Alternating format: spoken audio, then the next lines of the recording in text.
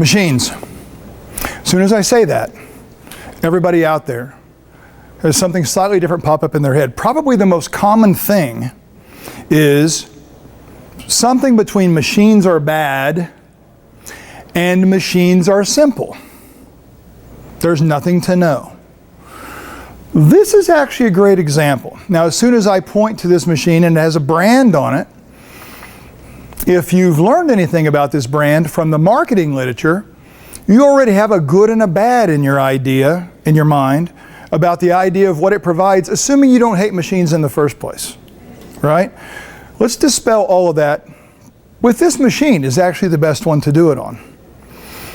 This machine is marketed as having some supposedly really cool features that supposedly allow you specific strategies for how to train specific ways and or specific things, specific ranges of influence, that type of thing.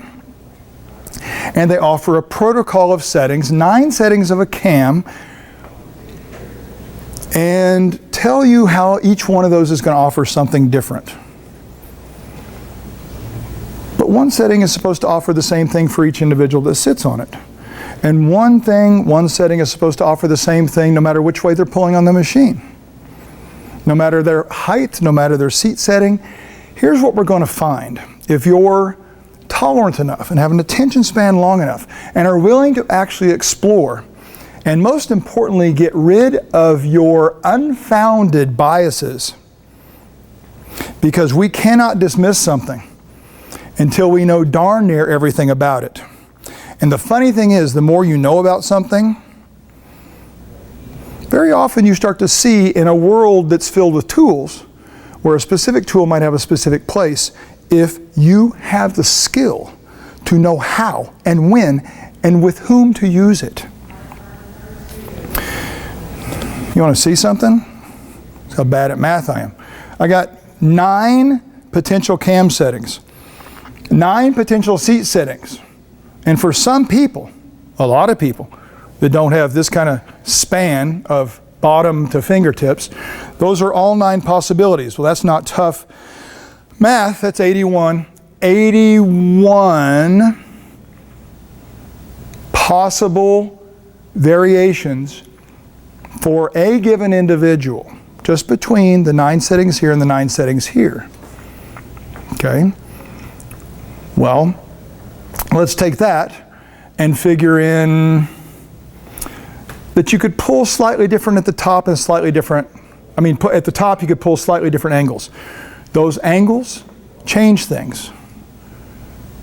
So for every seat setting and cam setting, you could pull this way or this way ever so slightly, and it matters.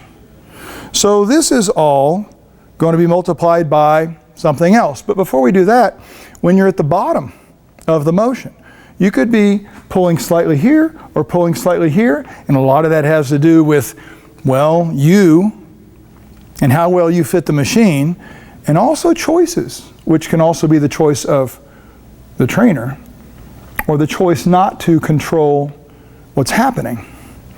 Let's take 1, 2, 3, 4 times 81.